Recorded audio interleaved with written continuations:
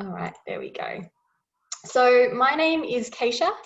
I am a consultant at Clear Horizon. I've been here for 2.5 years and work in the international space after previously working in M&E for agriculture and extension work, and have assisted in conducting this course 5 times face-to-face, but also assisted with our first rollout of it last year online. I've also been involved in developing the performance and results framework for ACIAR, which I've been working with Leanne Maloney, who will introduce herself shortly. So just a really quick introduction. Who is Clear Horizon? We are one of Australia and Asia Pacific's largest evaluation and design consultancies. So we're based in Melbourne, and we support government agencies, not-for-profits and social innovators to co-design and evaluate solutions for people, place and planet. Our academy is our learning arm of the organisation, dedicated to translating our consultants' knowledge and skills into practical learning opportunities. So with all that behind us, the intention of today's session is just to get you familiar with how the course will run, as well as going through a recap of the Module 1 content, Introduction to Measurement, Evaluation and Learning. So the agenda for today's session is we're going to do a bit of virtual housekeeping. We'll then hear from Joy from ACIAR about ACIAR's hopes and expectations for the course and a bit of a welcome. We'll then introduce the other Clear Horizon Academy staff that are involved in this training. We'll find out a bit about each other, do the recap of the learning journey, and then summarising this week's content. So any questions before we kick off? You feel free to type into the chat or unmute yourself if you prefer. I'm going to take that as a no, so I will proceed.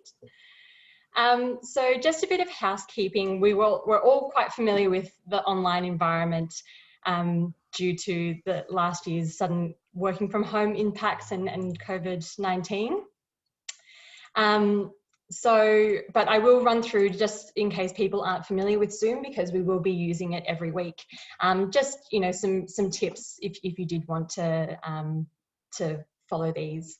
So it is quite a small group today, but who knows if we're going to have larger groups in the future. So just keep yourself on mute except when you are speaking. So the mute button, if you hover over the screen, it's just on the bottom left-hand side there. So you can mute or unmute yourself. Feel free to use the chat box to share your comments and questions and to seek any tech support. So Cameron's just dropped in a comment there, so feel free to add anything or ask anything either directly to participants or to ourselves as the facilitators. We'll be monitoring the chat throughout, and we'll feed the comments and questions to the mentors as we go along. And we really encourage you to engage with the chat as you would if you were in a classroom. So respond to each other's comments and share your thoughts. We do highly encourage that. If you can, if your internet allows it, please leave your video on. It just helps us get a sense of how everyone is going, and it's also a lot nicer talking to people's faces rather than just to a blank screen. If you are struggling with internet speeds, or if you've got kids running around in the background, feel free to turn it off, but please turn it back on if you speak when you can. And you can choose whether to see the presenter or the whole group by clicking on the gallery view or presenter view. So once again, if you just hover over the screen on the top right hand corner, you'll either see speaker view or presenter view.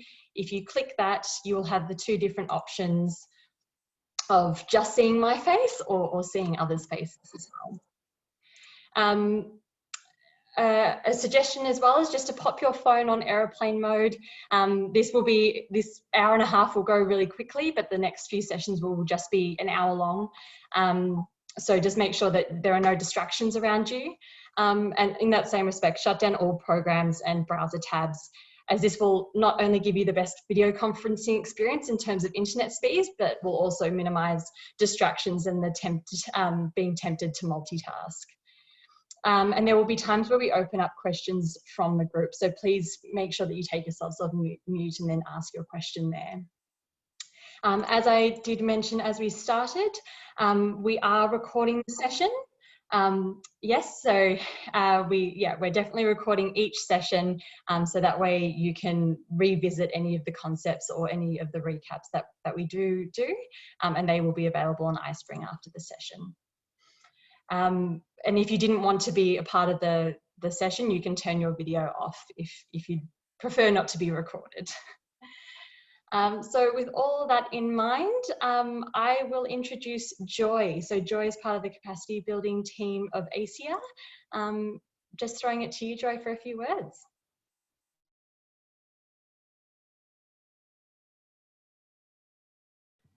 There we go, found the unmute button. Hello, hello ACIAR alumni, some familiar names and faces out there, very excellent to see you. For those of you who may not have engaged with ACIAR online previously, this is actually the third of a new area of work that we're developing for the alumni. We've done one on end of project review and one on capacity building. My screen has sort of suddenly changed dramatically, which was not going to help me very much. Sorry, Joy, I think someone has started sharing their screen there. Amy, if you'd mind stop sharing your screen, that would be appreciated. Anyway, I will remember my notes. Yeah, so just you know, you had to apply to be in this course, so congratulations on being selected to join this cohort. The selection was based on the relevance of this MEL course to your work activities. I did a project management course some years ago, and one distinct thing I remember from that course is the lecturer saying the only that we count things, and the most important things is that the correct or useful things are counted. So that's a very sort of basic M&E principle, is that we are counting and measuring, and it's important that we are counting and measuring the right things. And obviously through this course, we're also going to learn about ways to count and measure. This course, and ACIAR is working with Clear Horizon. We've been working with Clear Horizon through the ACIAR research programs to improve ACIAR's own monitoring and evaluation activities. So you are joining in ACIAR in this learning journey. MEL is a powerful tool, and all managers of ag research, we should all be very well versed in it, and this is really going to build up our skills in that area. It can help us achieve our objectives and also demonstrate to policymakers and decision makers the case and the importance of our work. You are in the hands of some excellent trainers and very practical experts in MEL, and we wish you all the best for your course. Thank you. Thanks very much for that, Joy. Appreciate the introduction and the welcome. So now I'm going to introduce the other people from Clear Horizon that are on this call and will join us along our learning journey. The first person is our lead mentor throughout the course. So that's Leanne Maloney.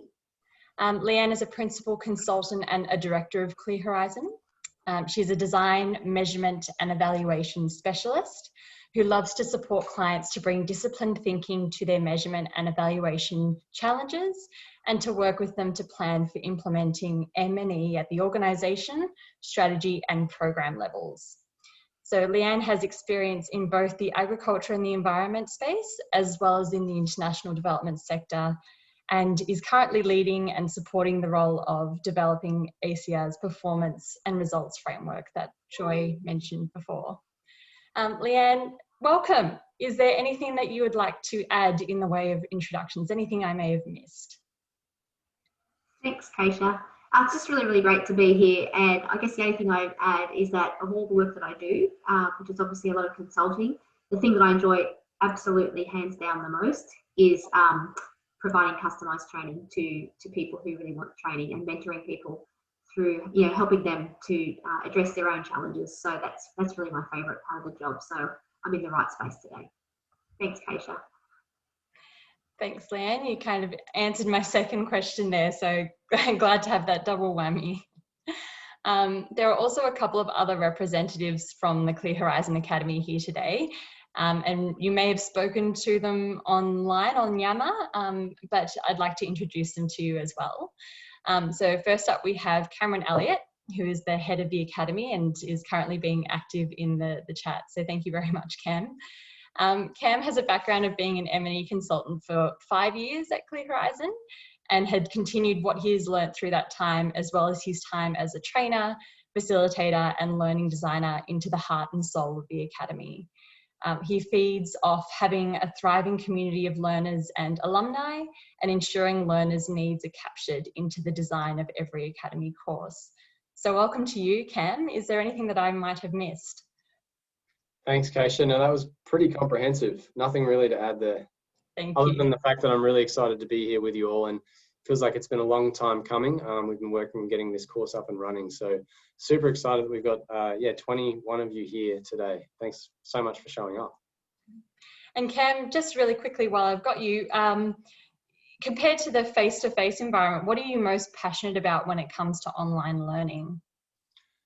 Yeah, I think the ability for learners to drop into the learning whenever it suits them best. So that's not something you can do face-to-face. It just makes it so much more accessible as well. And also the fact that we can bring together learners from across the globe. So we've got people from all over the place in this course. And so we can learn from each other in our different contexts and experiences and culture, as well as learning about the process of MEL as well. So those are two things that really excite me about online learning. Thanks, Cam. And we're already seeing that in the discussion boards already, where people are introducing themselves and telling us where they're from and what they're working on. And it's also varied and diverse. I think it's going to make for a really interesting course. Next, thanks, Cam. Next, we have Tanya Vladik. So Tanya is the instructional designer within the Clear Horizon Academy, and chances are you've already seen her name pop up if you've done some of the modules. So Tanya's passion in the learning space is ensuring that the big picture is included into the reality of online learning, particularly in change-making environments. So good to have you here, Tanya. Is there anything that you wanted to include, anything I might have missed in your introduction? No, that was a really lovely intro. Thanks, Keisha. Thanks. And I guess you've been working hard in building this course so far. So what are you most excited about this online course with ACIAR? It was the launch. Like, there has been lots of work that we've been doing in the background with ACIAR to get the course to this stage. And it's just so exciting. It's exciting to see it launched. It's exciting to see, you know, people in there and engaging. I love the fact that we've got a cohort that really is across the globe. So I'm observing now all the conversations that go on, and yeah, really enjoying it. So I hope everyone else enjoys their learning. Fabulous. Thanks, Tanya. So now with our introductions out of the way, we're wanting to get to know you and get a sense of who is in the group, and for all of us to get to know each other a little better. So for this, we are going to get you to answer some questions, and we're going to use an activity called Chat Slam to gather your responses. So what's going to happen is I'm going to ask a question and I'll drop it into the chat box as well, so you can see the question there. And in the chat box, write your response, but don't hit enter. I will let you know when to hit enter, and we'll see all of the responses come up all at once. So we'll have our first go at this. We've got 3 questions. So our first question is now into the chat. So where in the world are you based? So type your response into the chat box, but don't hit enter just yet.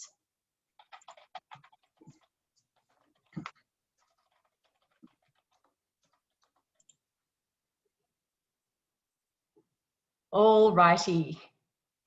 So 3, 2, 1. Everyone hit enter at the same time.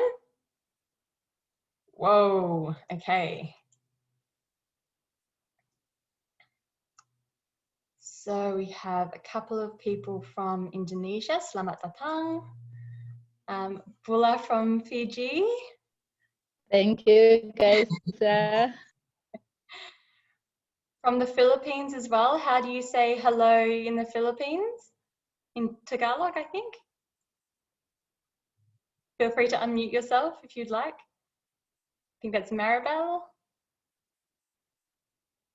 And Caroline. We just say mabuhay. Mabuhay. Yeah. Great. I'm from Uganda. Welcome. Solomon Islands.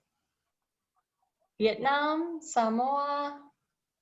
Myanmar. I hope everything is okay.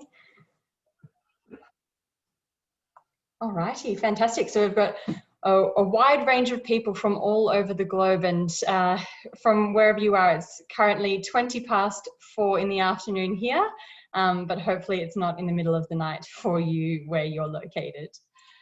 All right, so our second question. So same thing, type in your response, but don't hit enter just yet.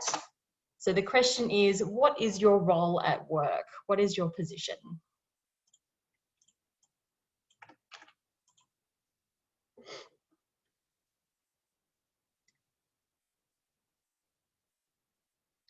Alrighty, 3, 2, 1.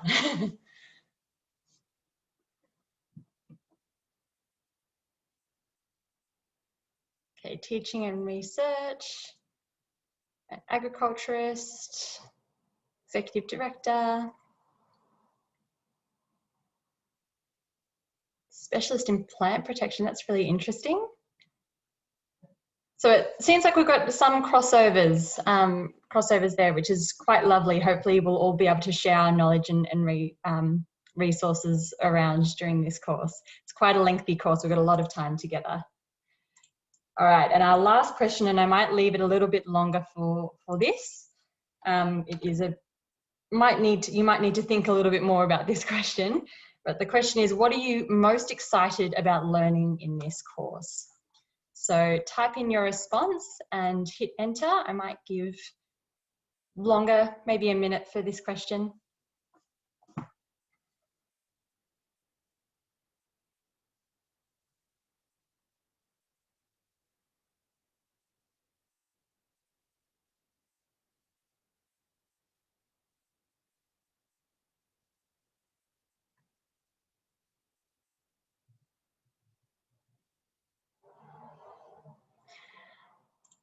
All right, 3, 2, 1.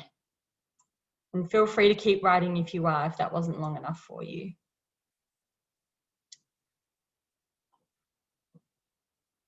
Yeah, what MEL is and how we can use it, yes.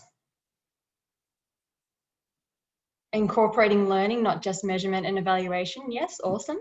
And closing the loop. How MEL will be able to assist in R&D projects, absolutely. MEL principles, yes. You'll find some more information about MEL principles in this week's learnings as well. New ideas in developing questionnaires, yes. Great, alrighty. So lots to kind of work forward, but definitely all the things that you are excited about we'll definitely be including in this course, so that's great. Alrighty, so we're going to now, just on the back of that and what you're excited about in this course and perhaps some of your expectations, we're going to get Leanne to run through all of the course modules right now and the learning expectations that are attached to them. So I'm going to share my screen and get Leanne to run through it. All right, can you see that there? Thanks, Kasia.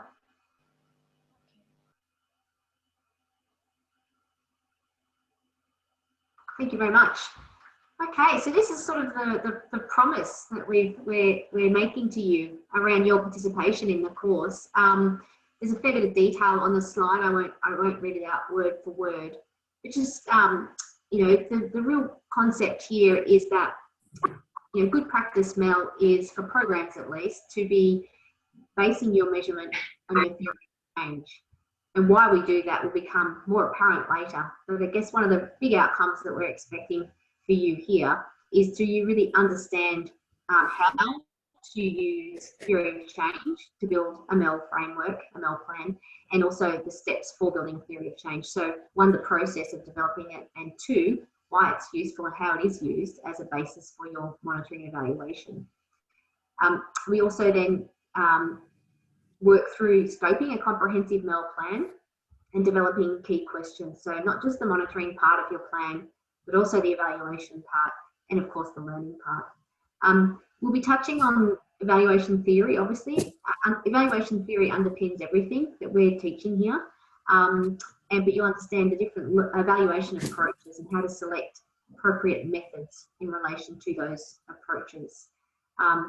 We'll go through the process of building a full measurement framework for an example project. So it includes indicators, targets, and baselines where appropriate. We'll also demonstrate an understanding of qualitative and quantitative data analysis and how to think about the strength of evidence. So what sort of strength of evidence do you need for your context? And to be able to be equipped to develop a strategic learning plan for your own project. So really understanding the value of a strategic learning plan and how to go about developing one of those. So that's the L in MEL, closing off the M and the E with the L, the actual use of data and insights to improve your program. Thanks, Keisha.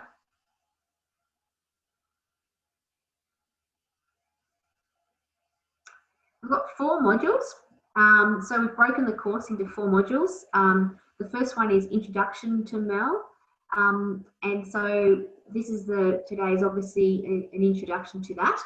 And you would have already gone through a bit of that content outside of this session, hopefully. But that's really around touching base on the key concepts and principles and just really equipping you with language that will help you get through the rest of the course. In that, we acknowledge that you know, there's different terms used in different places and not everyone uses the same terms. So we'll just present some terms and their definitions so that we can all get on the same page and use that language throughout the training course so that we don't get confused about what we're talking about with each other. Module 2 is the M in MEL. Obviously modules 3 and 4 are the E and the L respectively, but the M in MEL is about being clear on your theory of change and developing your measurement system. So it's very much, it's quite a dense module. There's a lot in it because that's really the engine room, I think, of your MEL plan.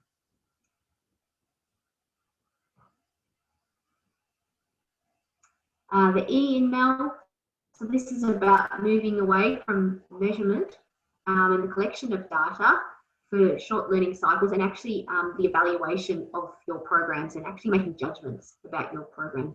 So this is where we get into the to the territory of, you know, key evaluation questions and moving away from indicators and other definitions of success to really thinking about the bigger questions we want to ask of our programs and projects.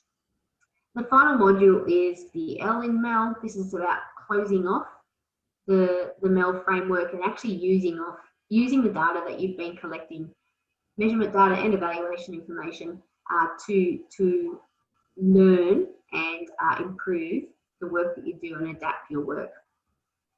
We often refer to the concept of strategic learning. So it's being very strategic about how you use your data and insights to adapt. Thanks, Keisha. Thanks very much, Leanne. Thanks for running through that for us. So another big part of your learning journey as well is that you will be split into project groups. And I believe that you will have had a couple of notifications and a couple of emails about this recently. So as you go through and progress through your MEL journey in those modules that Leanne's just mentioned, you will have several opportunities to apply what you're learning. So it's not just theory-based, but we also really want to practice that learning there. We use a case study throughout the course called Castlemaine 500. to practice applying those concepts. But also you will have the opportunity to apply what you learn to a real project in your project groups. You will have the opportunity to submit your group work for these projects and receive both peer and facilitator feedback for that. So that is something there available for you. So some of you have already put your projects up into iSpring, into the LMS, and that's really great. If you haven't already and you still want one of your own projects to be selected, you'll have until close of business tomorrow, so that's Thursday, to upload your projects. So others that can see them and then nominate to be in your group. Just a really quick reminder that the project has to currently exist, that the main activities are planned and it isn't about to end. It's fine if it's midway through, but we want to be able to apply our learning to something that is currently going through.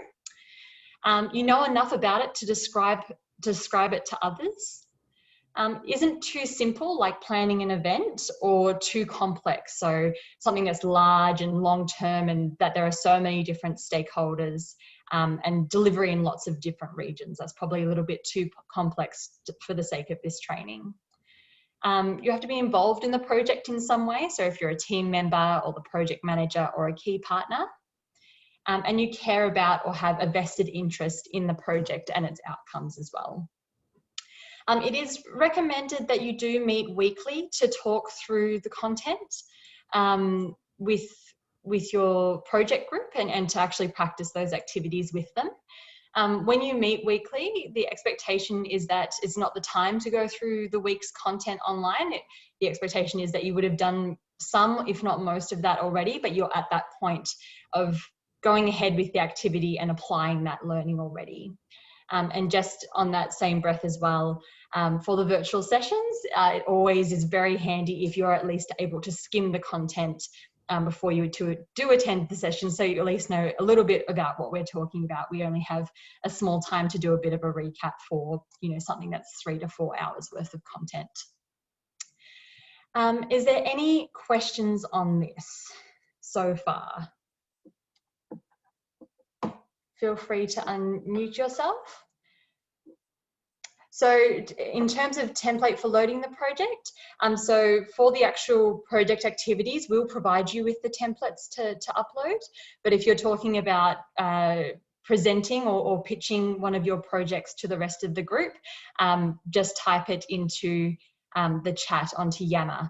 So Tanya's just added in the link there where you can pitch your project, and you will see a couple of your other learners that have done that as well.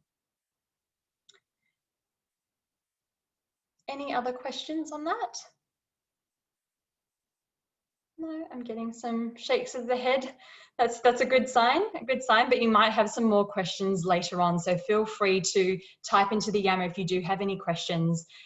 Feel free, and we'll definitely respond to those as soon as possible. So now we're going to get you into breakout groups. So one of the things that we really love to do in these sessions is not just an opportunity for us to talk. We would love you to really talk to one another as well. So we're going to split you up into into groups now, into groups of 3. And you've got about 10 minutes in those sessions. Feel free to introduce yourselves to the other learners. If you know each other already, you may not. Any expectations of the course, and then any questions on the course so far. So anything that Leanne or I have just run through about this course, or maybe even something that Joy mentioned earlier, feel free to talk about those questions, and then we'll come back afterwards and reflect on some of those questions and see how we can answer them the best that we can. All right. So if you're not familiar with breakout groups on Zoom, I am going to open the rooms in a moment. And then you can click on a link saying go to the room, and you'll automatically pop up. I will give you a couple of minutes warning when it's time to come back, but then the rooms will automatically close as well. So I'll see you in about 10 minutes. The room, a couple of the key questions that you still had about the course. We'll answer them all towards the end, but just wanted to kind of collate those questions there. So for breakout group 1, so we had Fuatino, Caroline, and Adiwinata, who would like to speak on behalf of that group.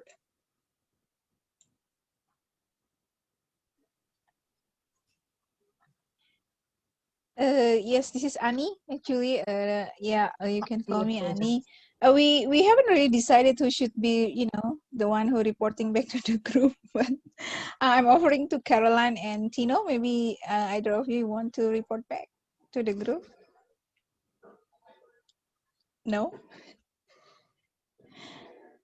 You are muted. I think, Caroline. You can do it, Annie. Okay, sorry. Yes, well, I'll try my best. So, okay, so we're in the same group. My name is Ani. I'm from C4, based in Bogor, Indonesia. We are the same group with Caroline from ICRAF in Philippines, and also with Juan Tino, or she said that we could call her Tino, from Fiji. So we are sharing, the expectation from our group. So basically, we are in the same page that we want to learn more about, project evaluations and monitoring, because, we want to have like a smooth implementation of the project, right? So, but we agree somehow that usually the process is quite complicated because there are so many indicators and measures, that we have to follow, sort of thing. So yeah, we've been discussing whether it's possible to do like the rapid assessment kind of thing in the beginning, before we go through to the more detailed kind of assessment. And yeah, and all of us involved in the project, some are in the middle of the project, some are about to start, like the forest landscape restoration, the climate smart kind of project as well. And for me, I involved in the landscape kind of governance projects, funded by ACIAR as well. So that sort of thing that we have been discussing. And we have some expectation that also, this is aside from the contents, that we will be also giving the certificate, at the end of this course as well. So if we pass or something. Thank you. Thanks, Ani. I might answer that question quickly. Yes, you will. So you'll get one at the end of all 4 modules, saying that you've completed all 4 modules. You won't get one at the end of each individual module. It'll be a complete one. Thank you. And great to hear your expectations as well. So now we have breakout room 2. So in that group was Eleanor, Maribel, and Noor. Who would like to speak on that group? And maybe I've got a couple of minutes for that conversation.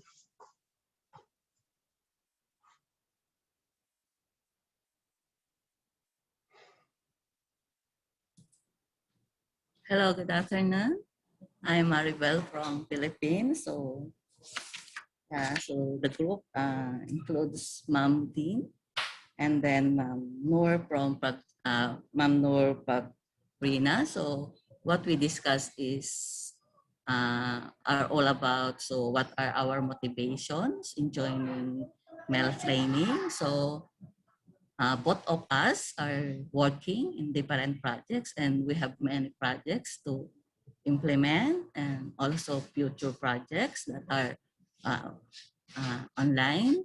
So what motivates us as we want to be our project, the implementation of our project to be successful. So to ensure that we are on the right track. So in the implementation, and make that our objectives and our expected output obtained, and at the same time, so this output will be used by our stakeholders. Okay, so we also know that the projects involve costs a lot of money, which is actually people's money. So that's why we are very we have to ensure that what expected from us will be delivered. So if my co-group would like to add, so I am very happy to hear them.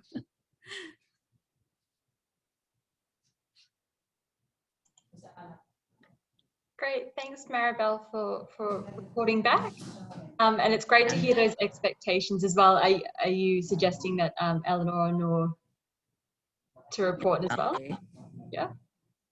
So, of course, my expectation is to gain more knowledge and then to help to capacitate me so in order to develop a proper work plan for our project, so to ensure that it is implemented very well.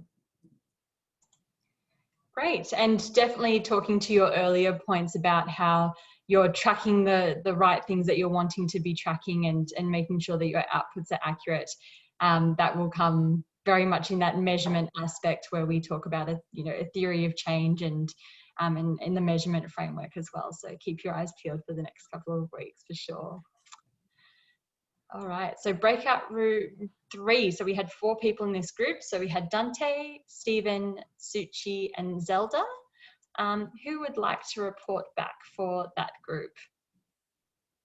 We've got a couple of minutes to talk about your expectations and any questions that you might have.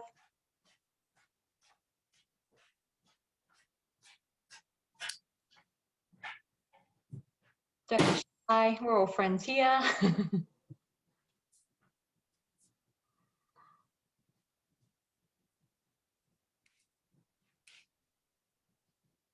There you go. You've got a nomination, Stephen, to report back.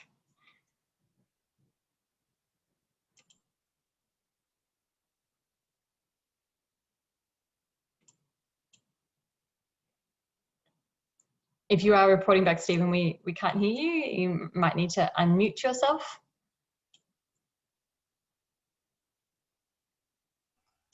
I can't see Stephen on the screen at all. I'm not sure he's actually online.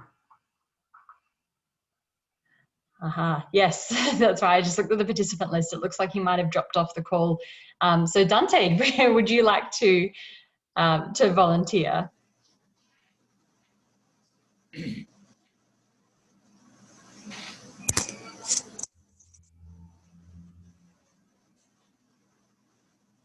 Yeah, hello, good afternoon. Am I being heard? Yes. Yeah, okay. There. So sorry, we actually did not get the instructions when we were in the breakout session because, in my case, I have a very difficult connection for now. I think also my group mates. I don't know with the other ladies. So we did not get actually to discuss the principles, but what we did was just to introduce ourselves among us. So so sorry we were not able to catch up with those with the instructions. So we were not able to get some of those plans. That's okay. That's Turn over to you. fine. Glad that you had a chat anyway.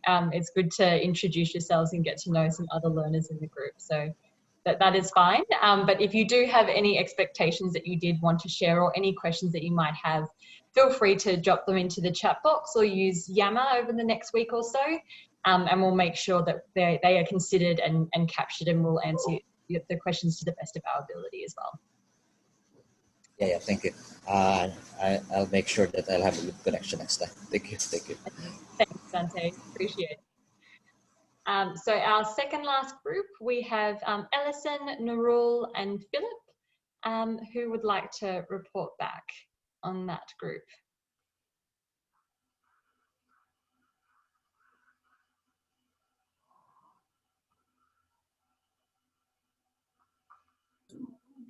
Nurul can represent us. I think she took some notes.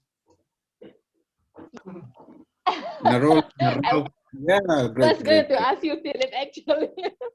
I'm sorry, Kaisa, we didn't really get the instruction, actually. So we just talk about where we are from and what work we are doing at the moment. So Philip is from Kenya, and then Ellison from Solomon Island, and 3 of us have kind of similar working area, research and development project, and also extension. So maybe Philip and Ellison can add later, but for myself, my really motivation to join this training is to learn how the MEL and also the principles and also how to implement the MEL in assisting us in delivering the impacts in our research and development programs and also the projects. So Philip and Alison, if you would like to add something, please go for it.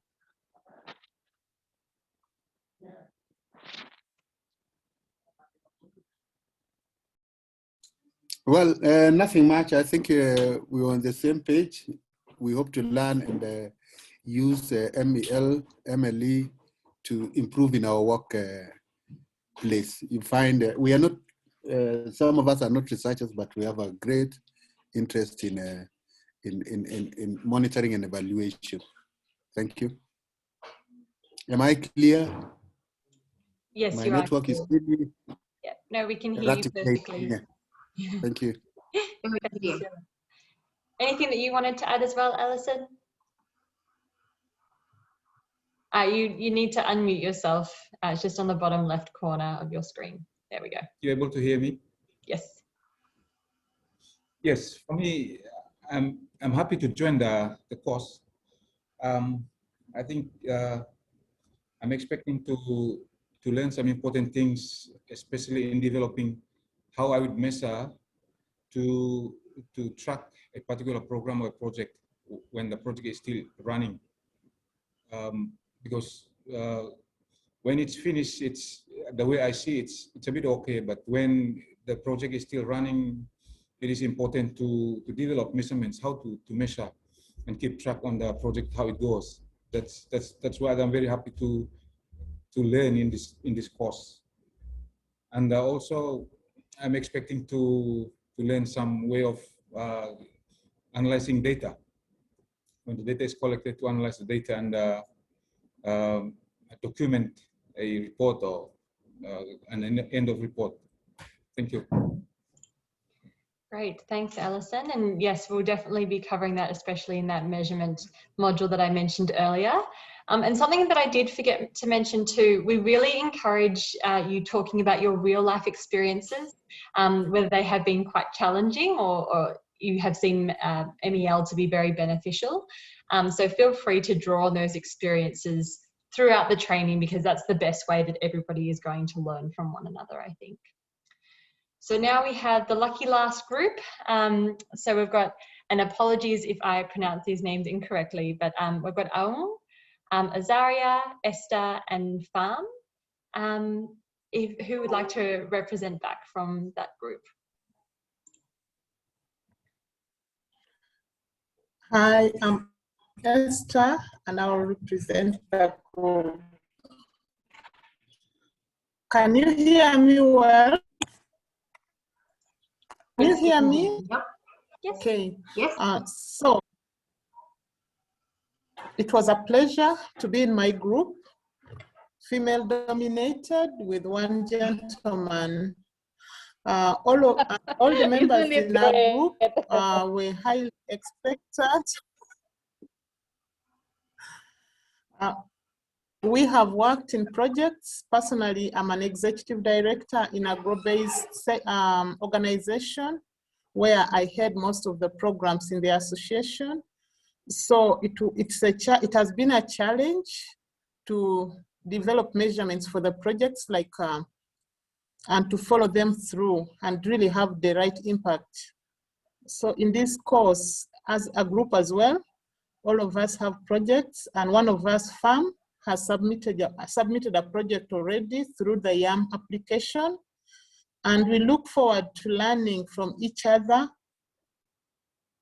the application of MEL during the course and how it will help us to measure impact even in our projects when we get back to work.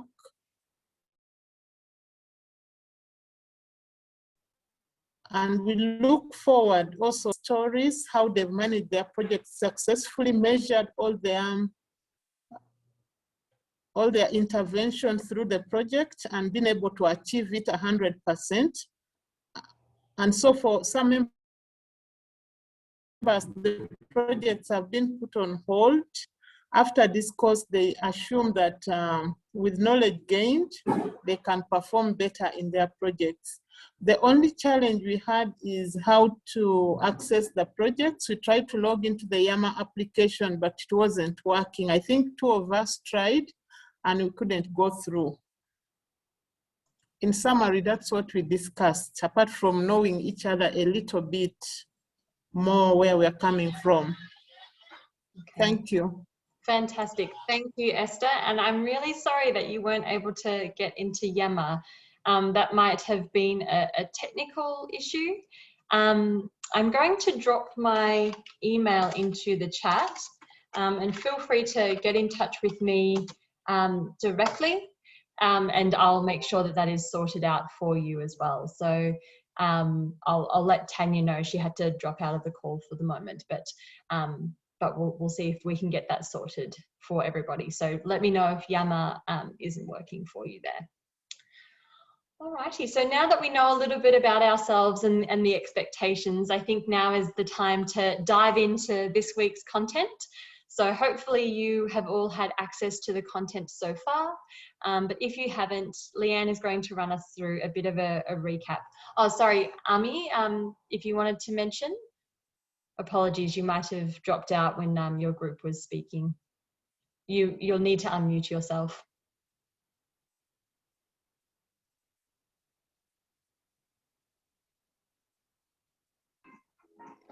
Sorry, during the break I was dropped out.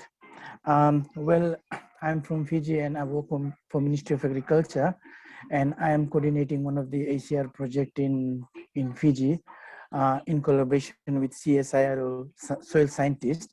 Our project is based on the other island, pretty far from where I'm stationed. So what my expectation from MEL is to, how to actually manage and develop some tools to collect excellent data. And, especially in the challenging times like now that Fiji is going through in terms of pandemics and couple of cyclones and continuous rainfall, and, the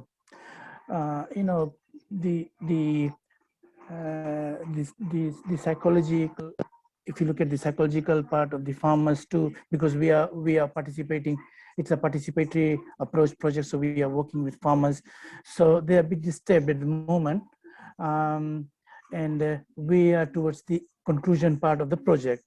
So what I'm expecting from MEL is, to have develop some sort of tools to have some good data, so we can make a good conclusion at the end of the project.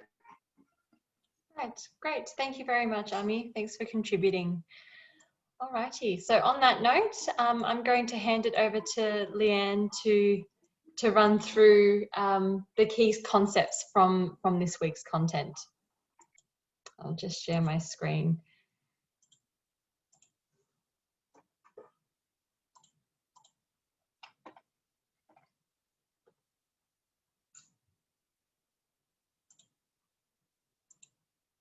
Sorry, Leanne, you'll need to unmute yourself. Sorry. Thank you very much. Sorry about that. Just so that you're aware, each week we'll be presenting a short snapshot of what the content was for the week. If you've been into the Introduction to MEL course for this week, you would have noticed there was 6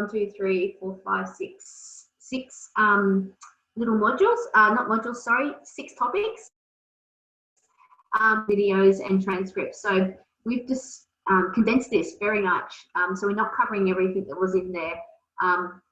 If you want to look at more detail, there's a lot more detail in the content there for you to look at. I think that the main thing that we want to introduce to the concept here is that monitoring, evaluation, and learning is, or should be, part of the program cycle.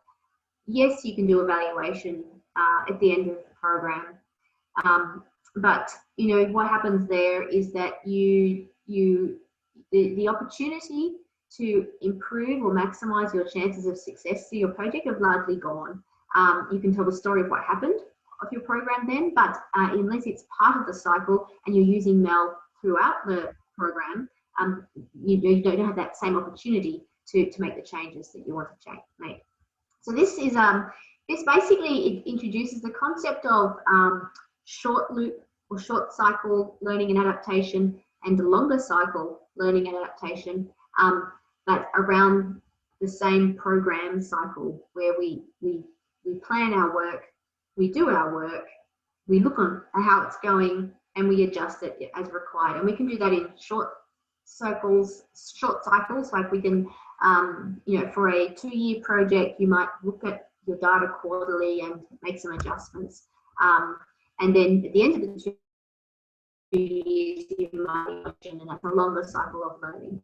So thinking about where you start, plan out your work, implement your work. So we're going through this short cycle, measure what you're doing, look at the data, make sense of it, and hopefully adjust your project as you go along. But from a longer perspective, over time, you collect all your measurement data, the insights from that year, or that 2 years, depending on how long your program's going for. You might collect some additional information for the evaluation, because your measurement data doesn't always capture everything you need to know or want to know at the point of evaluation. Then you bring your data together, answering evaluation questions, the big questions you want to answer through your evaluation.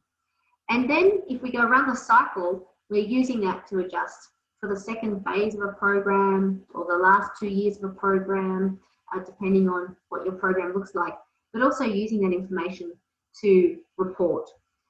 So that might be the form of an annual report, a midterm report for a midterm evaluation, or a final report for a final evaluation at the end of your program. The main point here, there's 2 main points really here. One is that MEL should be part of your cycle, your plan and implement your work. At the same time, you should be planning and implementing your MEL concurrently. And the other main point being that there's these short and longer cycles of using the data, making sense of what's happening and adjusting your program over time or your project. So that's, I guess, a key point that we want to make in this concept here. Now, Keisha, is now the right time to pause for questions, or you want me to walk through the 4 slides at the same time? I think we might walk through the 4 slides first before we open up to questions, but feel free to drop any questions into the chat box and we'll make sure that they're added at the end too. Thanks, Keisha. Okay, some definitions here. We're talking about the M and the E here, and we'll talk about learning later on. Measurement or monitoring, most people are familiar with that concept, is really referring to this ongoing collection of data. You know, you do that in a more continuous way. The point is as well that we should not just be collecting numbers, but we should also be collecting stories. So we have a saying in Clear Horizon, no numbers without stories, or no data without stories, no stories without data. We use this measurement data, monitoring data, primarily for managing our projects and programs, to keep them on track, to know that we're progressing, to have that we're on the right track. Measurement can happen at any level. You can be measuring your activities, your outputs, your outcomes, ideally across all of these, not everything, but across all these levels. And as I said before, the term measurement is synonymous with monitoring. We use this little, there's a picture of a snake there. Why have we got that there? We use this as a sort of reminder that measurement or monitoring is happening all the time. It's like the snake is slithering along the ground. It's always in contact with the ground. It always knows what's happening on the ground. It helps, you know, provide that kind of information. Evaluation, on the other hand, it's, you know, we're an Australian company, so of course we stuck a kangaroo in here. The point being that the kangaroo doesn't slide along the ground. It jumps in and out. And so evaluation happens less frequently than measurement. It's like a point in time. We do it now and again later, maybe again later. It's focused more on process, impact and outcomes. So we're looking at, are the processes working well? We're making judgments about there. Are we having the impact that we want to have? Are we achieving the outcomes we want to achieve? And of course, you know, you use your measurement data to do an evaluation. But evaluation is quite different. It's very analytical. It involves a judgment of merit or worth. Your measurement data how many people have turned up to something, whether you're getting adoption of something. But evaluation helps you make that judgment of, is that good? Is that a really good outcome? Is it good enough? Or is it not so good? When we say evaluation, we basically mean two things. That the meaning that we use mostly in this course is that is about making a judgment, an evaluative judgment of how good our program is. But it also might mean an evaluation study, like, are we going to do an evaluation? And so there's these two terms or two meanings behind the word evaluation. You can do an evaluation without doing an evaluation study. You can make an evaluative judgment of your program without actually doing an evaluation study by looking at your measurement data. And obviously it draws on measurement data. Evaluation draws on measurement data. So there's two different concepts there. Thanks, Keisha. So we don't collect data for the fun of it. Obviously, we need to use it. It contributes to, monitoring evaluation contributes to learning and adaptation when we're implementing and designing MEL to be more than just about reporting figures or stories. It's about actually using it to support the change you're trying to make.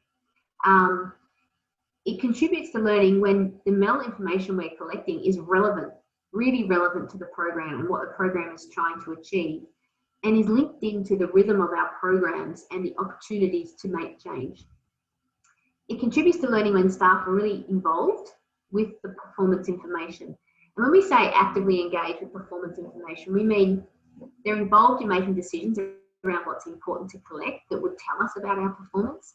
They're involved in the collection of it, and they're involved with looking at the results of that data and using it to make decisions around what might be done differently for the project. It contributes to learning when the MEL team, if there is a MEL team, stimulates and facilitates learning processes. So learning just doesn't happen. We actually have to plan for it. We need a process for it. We need it to be on the agenda of a meeting, or there be some other forum or way of coming together to learn. It doesn't just happen as much as we'd like it to.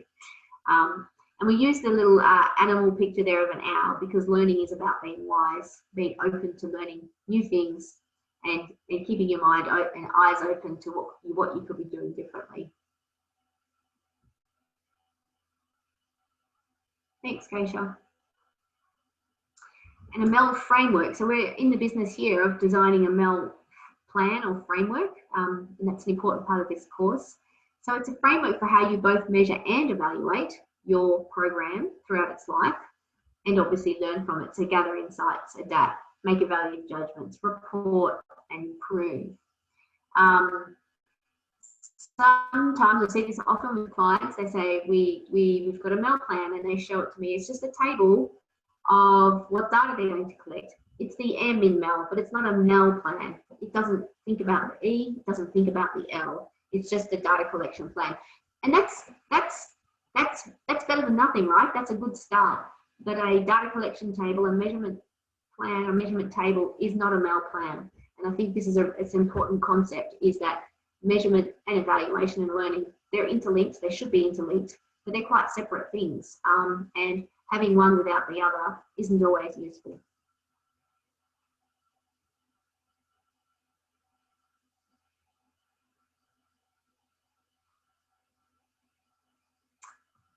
So it's a very short and very condensed summary of the content from week 1 that you hopefully have had a chance to look at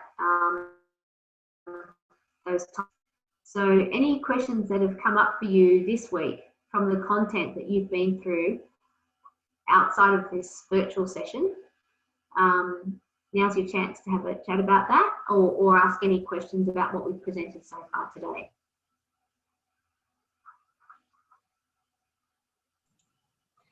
Feel free to unmute yourselves, but if you feel more comfortable typing into the chat, feel free to do so as well.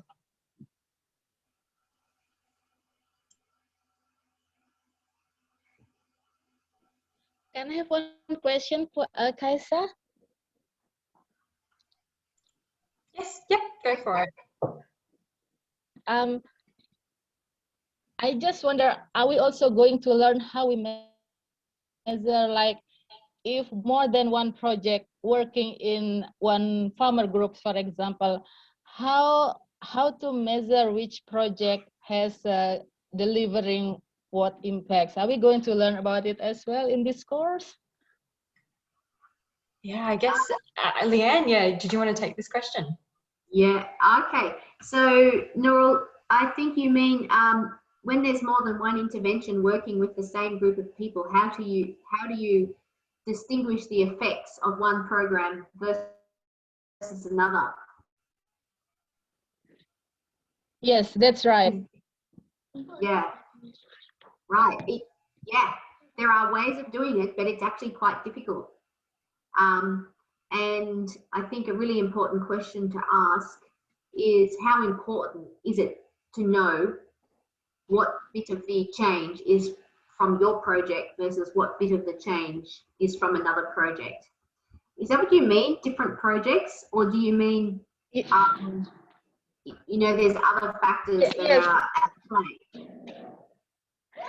Yes, that's kind of thing, Leanne, because quite often that when we work in one farmer groups, another project or another program also come into that farmer group. So we really would like to see the contribution of our project in creating change in this community. Yeah. So yeah, there's forms of contribution analysis that you can do. I'm not 100% sure how much of that we cover in detail in the course. Keisha, you might have a better sense of that, but you know, also the course is for you, and we can have discussions with you around specific areas of interest that are really important to you. That's right. So we do touch on it more when we come to the E in MEL. So that's the third module there. So that will be in March, April, I believe. So we'll cover it more there, but feel free as we're going along with that module, if you're wanting additional resources, we can definitely provide some more to you on that contribution analysis side. We definitely have some up our sleeve that we can provide. Thank you. Thanks. I hope that answers your question, Nurul. Ani, I see that you've got your hand up there. If you wanted to unmute yourself, feel free to ask your question. Yes, thank you, Anne, for the going through all of the material that we are going to cover in the course. So I have quick questions. More and more, we are doing the participatory action research kind of activities, and that combined with the conventional research in the beginning when we do the baseline. So are we going to cover also how to actually do the monitoring and evaluation for this kind of research, particularly the participatory action research, because the outcome would be quite different from the conventional research? Thank you. Do you want me to answer that, Keisha? Yeah, if you wanted to have a crack first. Yeah, I think, Ani, it's a great question. So what we are doing is demonstrating to you how to go about designing good monitoring and evaluation and learning for whatever project or program you happen to be running. And so what you're talking about is just a different kind of project. So we're not telling you how to evaluate these kinds of projects, but not these kinds of projects. We're talking about the principles for good monitoring and evaluation learning, irrespective of the context of your project. And so the challenge is, how do you take those principles and apply them to that context instead of that context? And I think just listening to, you're saying a participatory action research is going to look different than a traditional type of research project. Then the main point would be to make sure that you've described what's different about that kind of research project and how you expect it to create change as opposed to a traditional project. It's just a different way of defining how you expect to create change, and then making sure that your measurement and evaluation processes are relate to that unique description of the change that this type of project expects to bring about. Does that make sense?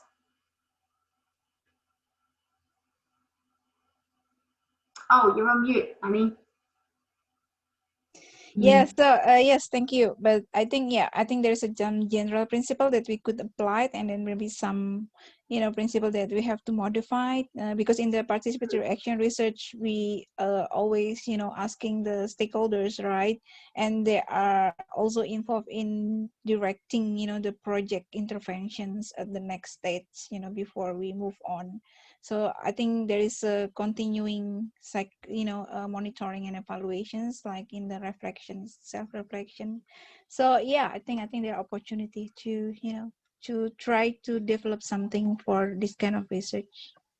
Thank you. So I think, as we go through the process, hold in your mind, how is a participatory action research project different to a traditional research project, and how would I apply the principles for good monitoring and evaluation in this particular context? What's different about it, and therefore how would I apply these principles differently? It's a good question. Okay, thank you. Thank you. Thanks, Annie. I've noticed that there is a question in the chat from Caroline.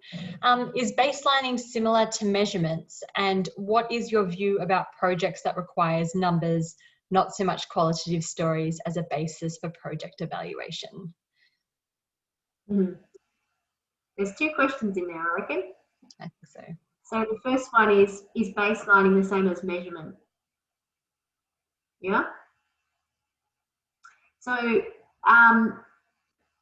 some measures require baselines and others don't. And so a measure, if you want to measure an increase in something, then you do need to have an understanding of what it is like to start with, so that you can understand whether there has or hasn't been an increase, and if so, how much. So not all measures require baselines, but I guess you could say all baselines are a form of measurement, but not all measures are baselines. So that's the answer to that first question. And Caroline, I'm curious to know if you think that's answered your question. Yeah, great. And then the second question is, our view on projects that require numbers as a basis for project evaluation? I think it's not that I have a view on that. It's I know we said that no data without stories, no stories without data, because from our perspective, from our experience, numbers can only tell you so much, and then it's the other information that also provides you a more holistic understanding of what's really going on. So numbers tell you a lot about the what, they don't tell you much about the why. So an example might be you want to measure the rate of adoption of something. So you go and measure that, and you can say 82% of landholders adopted this thing, but unless you talk to them, you're not really going to understand why. And I think understanding why adoption is or isn't happening is a really important part of the story of your project. It's not that numbers are a bad thing by themselves or stories are a bad thing by themselves. It's more like, what does the project actually need? And some projects, just the nature of the project, really lend themselves to numbers. And there's no, you're comfortable with that because it's just really relevant. It's about being fit for purpose. So if numbers are really useful and that's pretty much all you need for a project, then you don't have to do more than that. It's appropriate. But it's good to remember that we often get more insight if we also collect other types of information that's not number-based. So it's very much about being fit for purpose and responding to the actual context.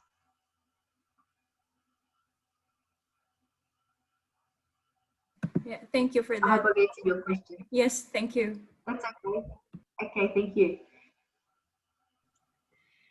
Any other questions from people? We've got about 9 minutes left. So I'm happy to move on to the next activity if there's no questions, but if there are questions, I'm happy to continue that. Okay.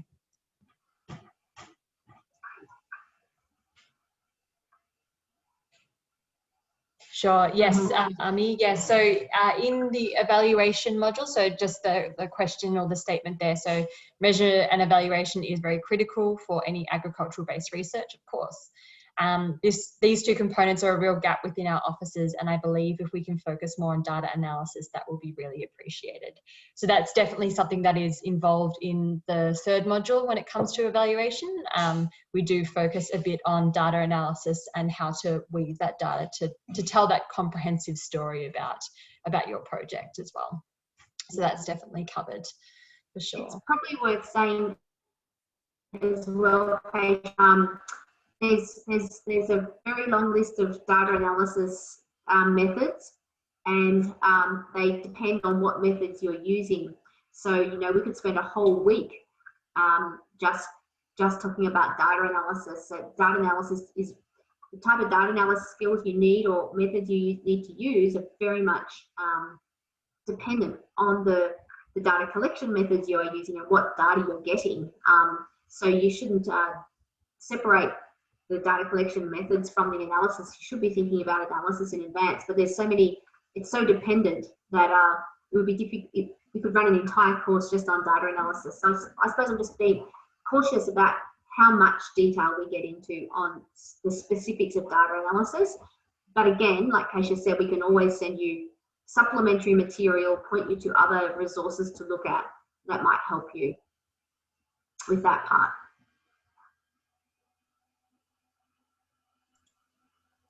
Fantastic, thank you. All right, I might just run into the activity now. We were going into breakout groups, but it's a bit of a smaller group, so I'm happy to just do it as a group here. So we'll do a chat slam like what we did before. I'm going to share my screen again back to that, the program cycle screen. So hopefully you can see that there. I'm just going to keep it in this format so that way you can see. Actually, I'll put it in presenter view. There we go.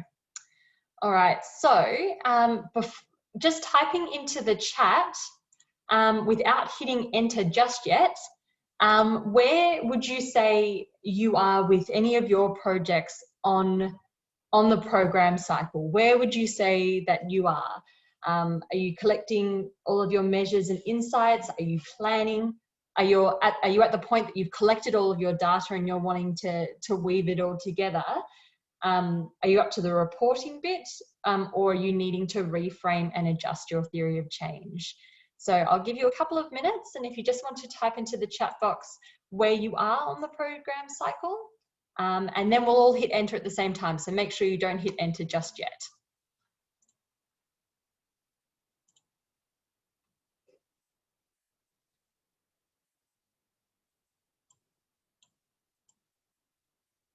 And if you're focusing on many projects, just focus on one for the moment too.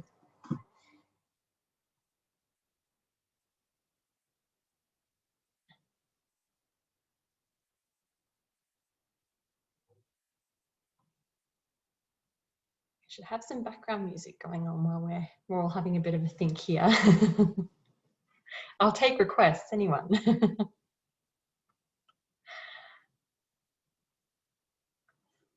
Alrighty. No problems, Sandita. So I have my screen shared and we're looking at the program cycle there. And I was just asking, on one of your particular projects that you're working on, where are you on this program cycle? Are you collecting all measures? Are you reframing and adjusting your theory of change? Are you collecting information? Are you planning how to do it? Don't hit enter just yet though. I see Almi there, you got a bit excited.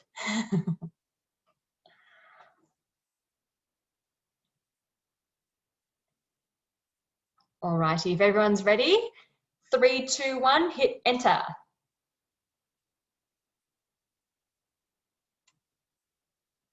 Okay, so there's a few people in the planning stage. Having data to start weaving, wanting to do an ex-post assessment, okay. Up to the reporting stage.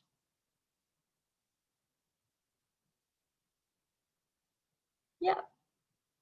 Okay, so there's a various, everyone is all over the project cycle at the moment. I think, yeah, there's probably not one place that has been missed out from this. So planning and replanning. Okay, so if your project's being implemented soon, okay, no problem. So maybe this is a good opportunity if you're needing to rephrase and replan as well, Maribel. All right, does anyone want to add any comments to that? Anything to add, any questions? Maybe you weren't sure where you were on the program cycle.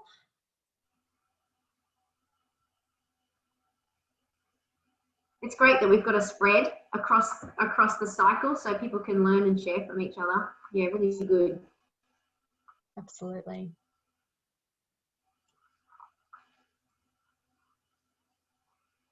Alrighty, I'm going to stop sharing my screen now.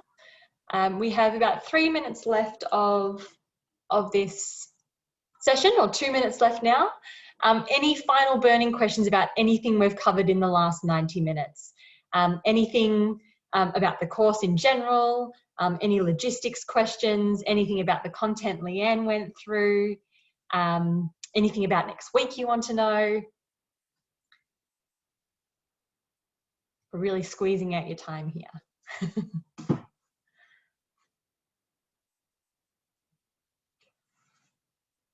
Okay, I'm going to take that as a no. So we might end it there. Actually, can I? Yes, sorry, just a quick question. As my understanding that this course is like, you know, supported by ACIAR, right? Yeah, so are we going also to use the ACIAR approach as the reference, because they have, you know, they have the kind of procedures for a project evaluation as well, right? The midterm review, the final project review, as well the impact assessment kind of methodology, you know. Are we going to use their you know, procedure also as the reference in this course, you know, and then combine with whatever you have been developed? Yes, I'm happy to answer that, but Joy and Leanne, feel free to jump in where possible. So this course is providing you with a very generic overview of measurement, evaluation and learning, but of course we do talk about, you know, those different points in time and the requirements for the ACIAR as well. So when it comes to impact evaluation, midterm or end of program reviews as well. And the component, I guess, where it's quite ACIAR relevant is where you do use your own projects. So those activities for each module, there will be kind of assignments, but project group work where you will be able to apply your learning to what you're practically able to do in that. And hopefully you will be able to use that as not just for a training exercise. So I hope that answers your question. But Joy and Leanne, is there anything you wanted to add there too? Yeah, I think I was not involved with the upfront scoping with ACIAR for this course, but my understanding is that we have designed this course, we run this course for many people. We run it publicly, anybody can join. Obviously not this particular time, it's just for ACIAR alumni, this one. But as a result of that, the videos and the you know, the workbooks that we use in that, they're already all preloaded and all pre-designed. So it's not, this course is not customized to ACIAR's very specific processes and templates and so forth. It's more of a general good practice approach to monitoring, evaluation and learning. Having said that, we're familiar with ACIAR's work and their approaches, and we will speak to that as much as possible, but you won't see any ACIAR specific templates or so forth in any of the videos or the transcripts, because they're pre-prepared and they're part of our academy where we use this training for lots of different clients. Yeah, I'll just say a few words as well, because part of this course is running, we are ACIAR, the whole of the research program areas all together are working with Clear Horizon to look at the whole of the research programs and monitoring and evaluation against that, not just against one project, which is to date the level of monitoring and evaluation ACIAR research projects have engaged with. So in some ways we're really stepping back or up a level within ACIAR to look at that MEL, and then working with Clear Horizon on this, bearing in mind that as you are alumni, a lot of people actually will not be working on an ACIAR project and will be working with a whole range of different templates and systems, and some at the program level and some at the project level. So yeah, just from that angle. Just to, I hope that answers your question, Annie. Yes, thank you. But I think along the process we always can be, you know, asking questions, you know, if we are something that could be applied to related ACIAR project. Yeah, no, I think that's excellent. And just another piece of information that in response to Ami's question, is Ami still with us, or did he just drop out that minute? Anyway, for everyone's interest, ACIAR has a larger program under the ACIAR Alumni Learn online learning activities that we are working on, and one of those modules will be data analysis. So just because obviously that will be of interest to all of you, not just to Ami who raised the question. Thank you. Good to know. Thanks, Joy.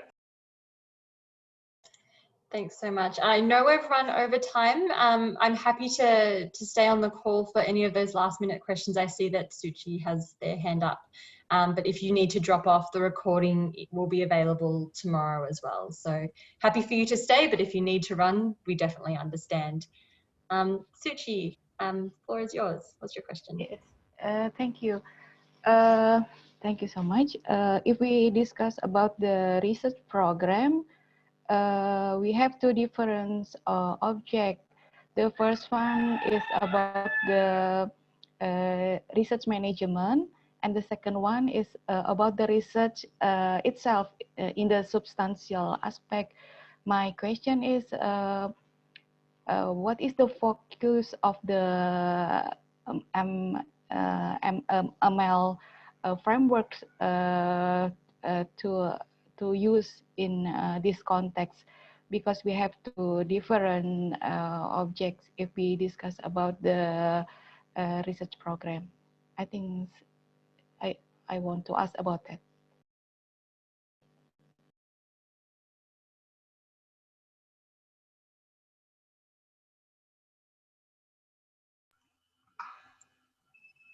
Keisha, I didn't understand the question. Did you understand the question? So just to clarify, Suchi, you're asking whether it should be pitched at a higher program level or more at the project level? Is that correct? Yes, yes. In using the example for the training, or just when you're thinking about your context when you go through the MEL training? You share about the MEL framework. There are many steps, and also we have maybe approach or methodology to do the MEL activities, right? But I still have a question. What is the focus to implement this framework? Because if we discuss about the research activities, we have two kind of different objects. The first one is about the research management, and the second one is about the research in substantial aspect. Yeah. I think, again, you can apply it how you want to. This course is not designed only for thinking about the activity or a project. This course, you can use it to think about a program with lots of projects underneath it, projects with lots of activities. Even we use this for helping organizations think about their whole strategies.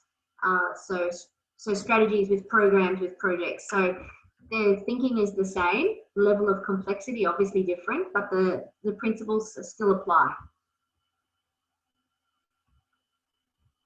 Do you think I answered your question then?